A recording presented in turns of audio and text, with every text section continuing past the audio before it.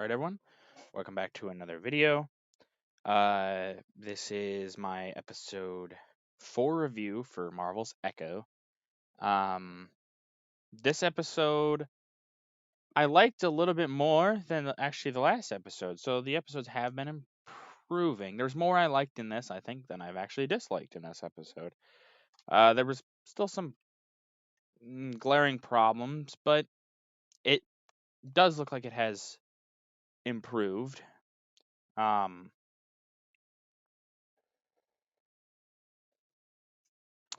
And so we're going to get into the positives of this. We're going to skip ahead. I don't really want to. I've been putting these trailers on in the background, but I don't really think that's necessary. Oh, it doesn't want to pause. There we go. Okay, we're going to sit right here. Let's get into the positives here. So in this episode, it kind of starts out and it shows Maya getting out of school and Kingpin is picking her up from school, showing more of like the why he keeps saying in the show that, oh, we're family, we're family, we're family. And he's picking her up from school. Well, there's an ice cream man outside and he's giving kids free ice cream. Well, being deaf, she points to one and the ice cream man doesn't speak sign language, so doesn't realize she's deaf and just is like, oh, which one do you want? Which one? And then basically shoos her away because he's like, oh, well, you're not doing it. You're not asking for anything. So then, well, Kingpin is sitting there watching. And the ice cream man goes down. Maya gets in the car, and Kingpin says, "Wait right here. I'll be right back." He gets out, and he walks behind the ice cream man and throws him into uh,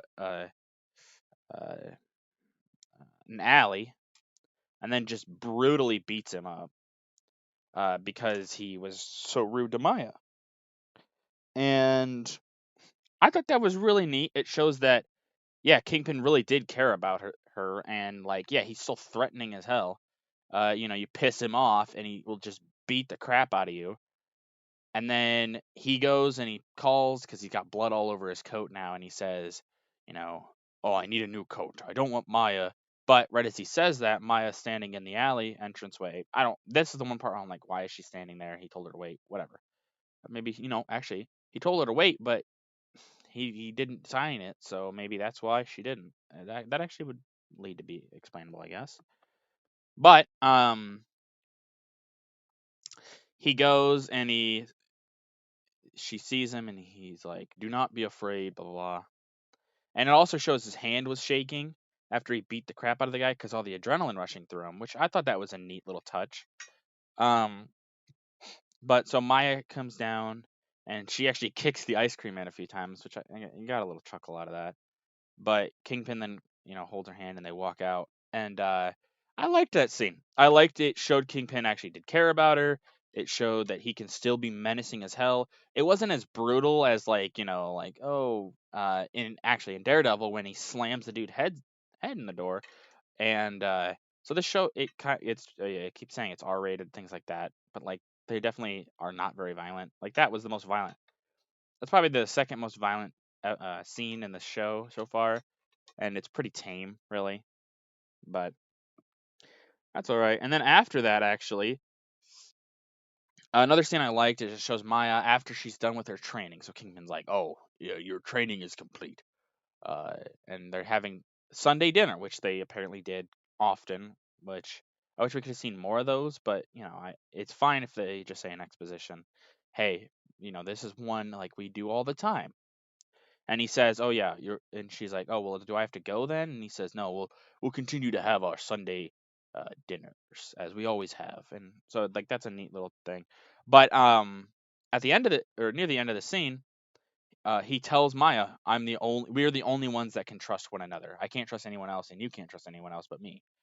And kind of like as proof of this, uh, he has the translator leave. He says, "Okay, you can, be dismissed," and has a bodyguard follow the translator, and they go down a hall. And at the end of the hall is a big like shower curtain, I guess you could say. It's a shower curtain, tarp, a clear tarp, whichever.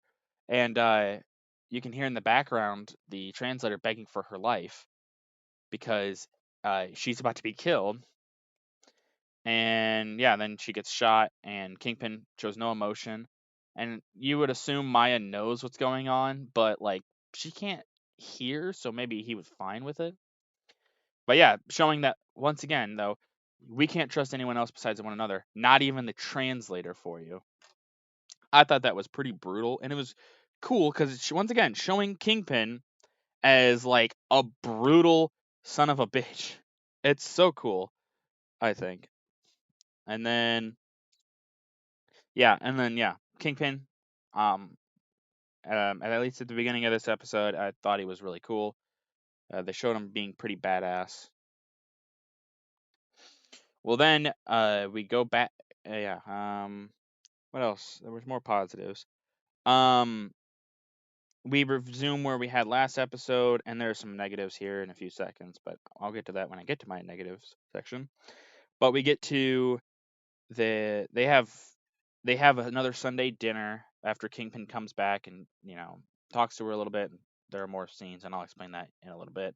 But uh, Kingpin gives Maya a proposition. Come back to New York with me. We're family. I'll forgive whatever, and you can have my empire. Which I was like, okay, that seems kind of weird. Kingpin's not usually known for being so lenient, but whatever. That's more of a negative actually. Uh, but he leaves and says, "Okay, come see me. We can go home." And this is a positive because this is the most emotion the actress that is playing Maya gives. Like you can see like the doubt and like the wrestling with this. Like I kind of trust him. Like he gave me so much trust here, and like I he is like family and things like that, and the most like emotional turmoil that we've had from the character. So I thought that was really good because she's been really like monotone, no emotion this entire show, and this was like the most emotion we've seen.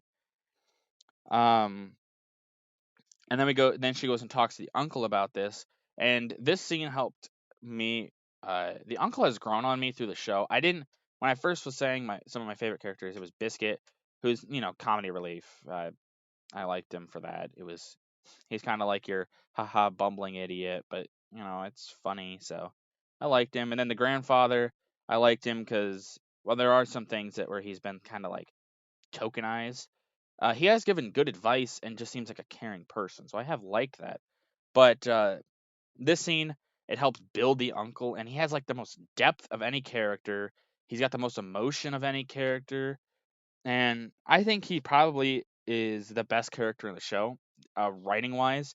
Um, Especially this time where Maya goes to him and he's like, "You can't be that dumb," or like, don't trust him. He has done awful things. He said, and the uncle talks to her and's like, after your father died, I tried to get out, but Kingpin, Fisk, he threatened me that, if I tried to get out, he was going to kill me.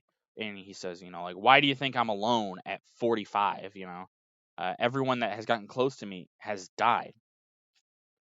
And you can see, like, and Maya says, oh, well, you're caring about me now, but you left me. And he says, I'm sorry. I was confused. I was scared. And like you see just emotion, and the actor plays it really well. And I think he's probably the best character in the show. He has so much emotion, so much like they they build him up quite a lot. But I thought that was really good. Um yeah. It was nice to see. Sorry about that. I was just checking something on my laptop. Um Next, what's another positive? That is actually all my positives.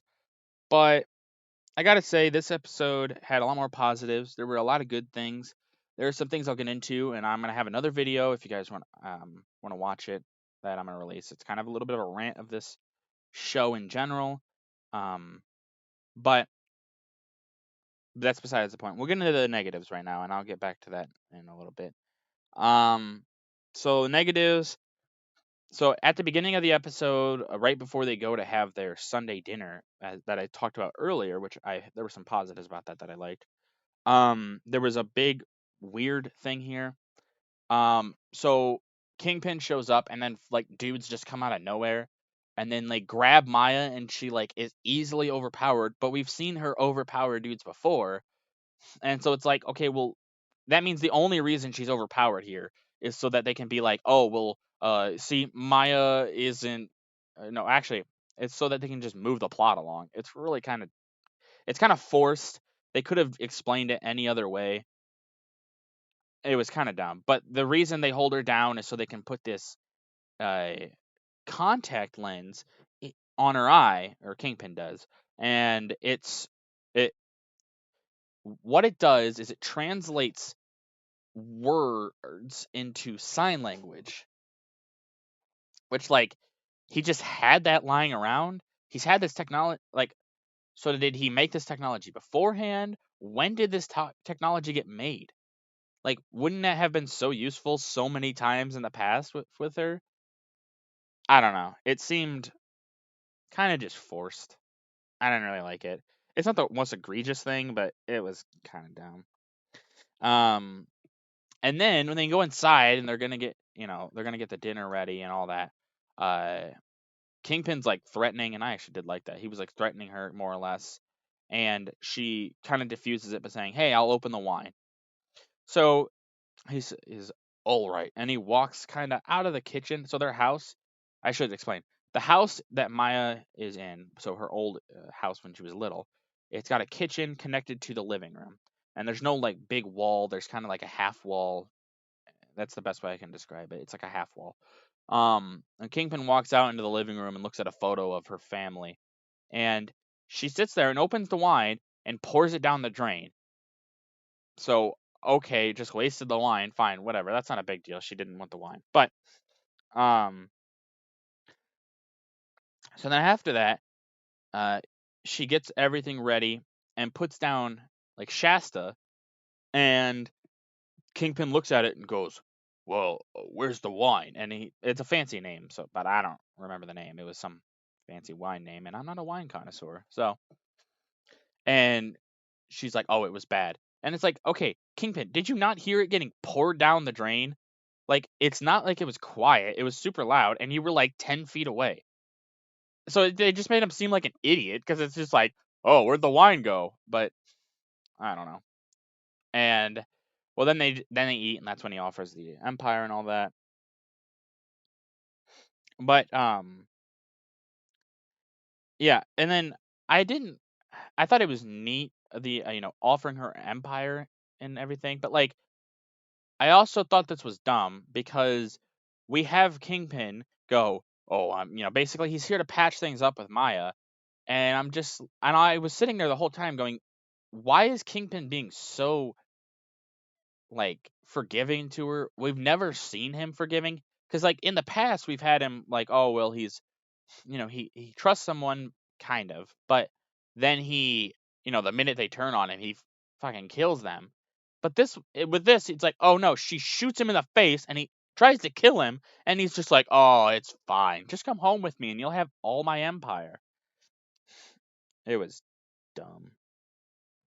But then we're gonna skip ahead quite a bit because there was more positives here. But so after a little bit, it shows the grandma, and she's at like this Native American festival thing that they've got going on in their town that they apparently have every year. And the grandma's walking, and one of her family members asks, "Hey, can you hand me a light bulb?" So she goes to do that, puts the box that she's carrying down, and then has flashes of like her ancestors. And then it shows Maya also having these flashes, and like Maya's overwhelmed by them and gets knocked out. Well, the uncle takes her to the grandma's house, and they're talking about these visions that Maya's having, and Maya's like, "Oh, it's showing me people and places I haven't seen before." And she describes a scene, and the grandmother's like, "Oh, I know that scene. That's when I was giving birth to your mother." So then it goes into that story, and that story is really stupid. So it makes everyone sound incompetent. So the grandmother, who is going to give birth to her mom, she's having complications. She's in the hospital. The doctors say, there's nothing we can do. It's in God's hands now. And so instead of, staying through the hospital, being with medical professionals, things like that. No, no, no. The family goes, no, we got this. And they take her out into the middle of the woods with a midwife and things, which, that's fine. Midwives have been used throughout all of history, but they have her in the middle of the woods, a lady about to give pregnant who's having complications. And the doctor's like, look, this is super dangerous. It's in God's hands, whatever. But they take her into the woods. And then she just, her ancestors come through her and help give birth. And it's just like, what is this power? Does it just do everything? This magic bullshit power? It doesn't have any limits to anything? Nothing. It's just like, oh yeah, the ancestors, they help with everything. That's basically the power throughout this entire show. And it makes everybody look incompetent because they just took this pregnant lady that's having complications out of the hospital, put her in the middle of the woods on a like a lawn table, and it's just like, this is so dumb. And then what it feels like they're doing is just stereotyping Native Americans as, nature, it will be the best healer. And it's just like, that's stupid. It's stupid. I have a rant and this is what I was talking about earlier. I have a rant that I'm going to do after this episode, actually.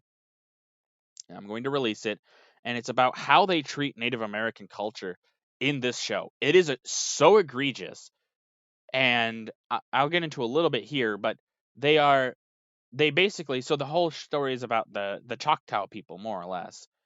Um, a lot of the background, they put it up a lot. The Choctaw people. Well, they're using the Choctaw people, and they're basically saying they are analogizing. I don't know how to. I don't know being analogous for all Native American cultures, and the way they're putting this is basically they're saying like, oh yeah, this is representative of all Native American peoples, and it's just it pisses me off because it's like, no, no, it's not. The Native American cultures they are diverse. The Choctaw people don't represent the Comanche. They don't represent the Cherokee. They don't represent the Apache. Things like that. It's like we have there's so many cultures and they're so unique in certain ways. You can't just go, oh well, this is Native Americans right here. This is all Native Americans, the Choctaw people. They all do the same thing as them. They're very similar and they don't do anything different. Like, that's bullshit. Fuck you, Disney. But yeah, so we have Grandma then opening up to Maya with this story and telling her all this, and Maya runs away, and so showing another point, like, oh yeah, this character, she's so great, but she runs away all the time from everything. The grandma's trying to be sincere with her, and she just goes, no, I'm gonna write it off. It was dumb. And then goes out and says, oh, this was tiring. So she's like, oh, I'm so edgy. Grandma tries to actually connect with me for once, apologizing for her past and things like that. And then, oh, just write it off. But yeah, it was annoying. So then after this, Maya goes and she goes to the casino, which, oh yeah, they have to throw in there. Yeah. Then Kingpin's gonna be staying at the Choctaw Casino, of course. Once again, fucking. But Maya goes there because that's where he is, and he said, go there and I'll be waiting for you. And she goes there to kill him, and yeah, because that worked out so well the first time. I guess this time she's gonna make sure she shoots him twice in the head. Maybe that'll actually kill him. But then Kingpin explains his past to her and's like, oh yeah, I killed my father, blah blah blah. And it's like she didn't realize that, but okay. Um, and he gives her a hammer, and he's like, I keep this to remind myself of where I came from. And he's like, I use this. He's basically saying, I use this to kill my father. And you actually kind of saw it in, if you watch the beginning of this video, where I was playing actually part of this trailer. It shows him killing his father with the hammer, and it just is like, he's like, here, and he's like, I used it to free myself from him. And it's like, oh yeah, he used to beat my mother, and it made him feel so strong. And so until the day I was stronger with this hammer. And he basically gives her the hammer and is like, there, free yourself, free me. Like basically saying, kill her or kill me. And she goes, no, I don't think I want to, and leaves. It's like, what? You came here to kill him, and he's giving you an option to kill him. He's saying, here's a hammer, cave my skull in. And she goes, no, I don't want to. Showing like, oh yeah, she cares about him, which would be good, right? It's showing like, oh wow, she actually is, wrestling with these ideas. And then it shows like literally 2 seconds later going, she's at her home and she's thinking about Kingpin's offer, and then she basically turns it down. And it's like, well, then why did you not just kill him earlier? If that was your thought, because you didn't think that long about it, even you thought, I guess it would maybe be about, you could say the next day, she thought about it and decided to turn it down, but she clearly hasn't changed her mind from the original idea. So why did she change her mind now? It's dumb. And then we see Kingpin and he gets all angry in his plane, like, and yeah. But then that was the end of the episode. So I would say this episode, if I were to rank it, I'd say it's a 6.5 out of 10. It was definitely better than the last episode, but there are problems that I have with it, and just my little rant there, and that on how they treat Native American people. It really annoyed me. I find while the episodes are getting better, I hope it ends better, but yeah, I just hope the next episode is better. I hope it ends better. I hope it ties everything into a nice bow. But with how short these episodes really are and how little episodes there are at all, it feels like they just kind of, well, the story doesn't matter. There it goes. There you go. Here's the show. And they just kind of threw it away. But yeah, that's it. That's it for this episode. If you like this video, leave a like. If you didn't, leave a comment. Tell me what I can improve on. Tell me what things you didn't like, and I'll take that as constructive criticism. I really appreciate it. And as always, subscribe. It is really a great help. And I'll see you in the next one.